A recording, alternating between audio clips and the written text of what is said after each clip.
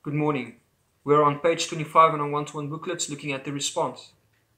Now imagine one of your best friends comes to your front door and brings you the biggest gift imaginable. What do? Do you now pay him to receive your gift? Do you need to jump through hoops to receive your gift? No. It's a gift. You take it freely. Let's read Ephesians 2 verse 8.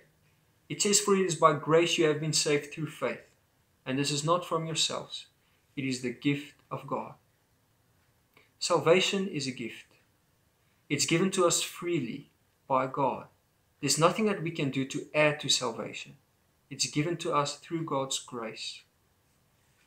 Romans 10 verse 9, it says that if you confess with your mouth Jesus is Lord and believe in your heart that God raised him from the dead, you will be saved.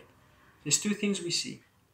If you believe in your heart and confess with your mouth that Jesus is Lord, you will be saved. As I read this, I'm thinking of the woman at the well. She had a history behind her of horrible sins. At the well, she met with Jesus. She didn't know it was Jesus at the time. But as he was speaking to her and revealing the truth to her, she realized that this man in front of her is Jesus. He's giving me new life. She believed in her heart that this is the Son of God.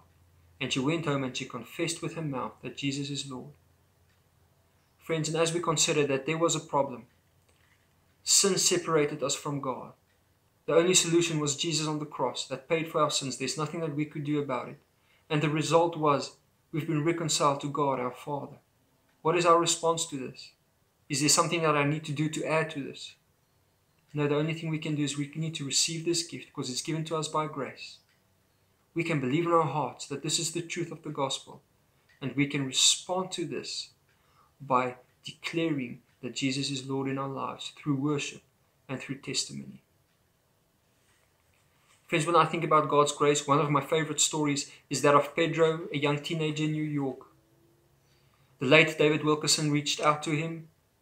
He took him into his home and discipled him. After a few weeks, he came to David and he said, "David, I'm trying to understand this thing about Jesus, but I feel so guilty and full of shame because of what I've did a few years back." So Pedro was involved in the stabbing of a young boy, and he also was involved in a few robberies of local stores.